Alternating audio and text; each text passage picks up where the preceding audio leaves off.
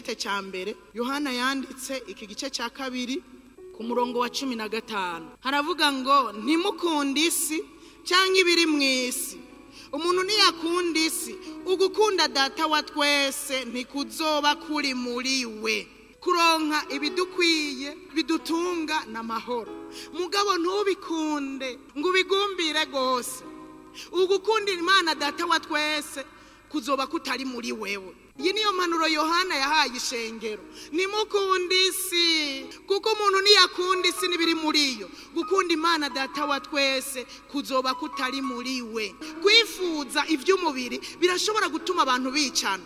Kwifuza ivy'umubiri biratuma abantu basambana. Bene data nimukunde isi n'ivyifuzo vyayo. Impamvu niyi yo ku murongo wa 17.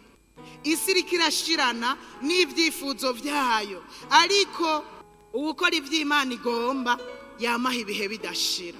Isi ntawe ukwiye kuyishira ku mutima cyane. Nituyikunde tuyanke, turangamize mu ijuru yo data wacu ari, tumushire ku mutima wose, tumushire ku ivyiyumviro byose, tumukorere tudakebaguzwa, tumukunde n'imitima yacu yose, tumwiyumvireko, tumuvuga iki n'igihe cyo kumuvuga, n'igihe cyo kuvuga ivyiza vy'ijuru, n'igihe cyo kwamamaza ivyiza vy'ijuru, kubera niho iwacu niho tuzoba ibihe bidashira. Ngo bakora ivy'Imana igomba bazobaha ibihe bidashira.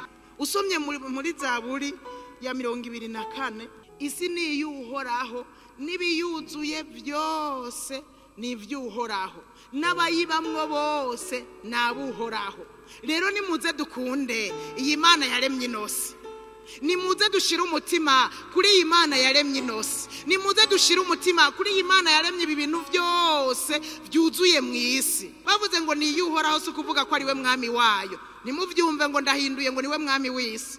Oya, mugabo aganza isi n'ijuru, afise ububasha kuri inosi. Ashobora kuvuga ijambo rimwe gusa ivy'inosi bigahinduka mu mwanya mutoya. Nico gituma wari wo dukwiye gushira ku mutima. Ashobora kuvuga ijambo rimwe gusa, wa mubi yo akamufata mu kiganza nyene ivyiwe bikaba birangiye. Ni wafise ububasha ku kintu cyose. Abari we dukunda, abari we dushira ku mutima, inosi nayo tuyanke mu izina rya Yesu.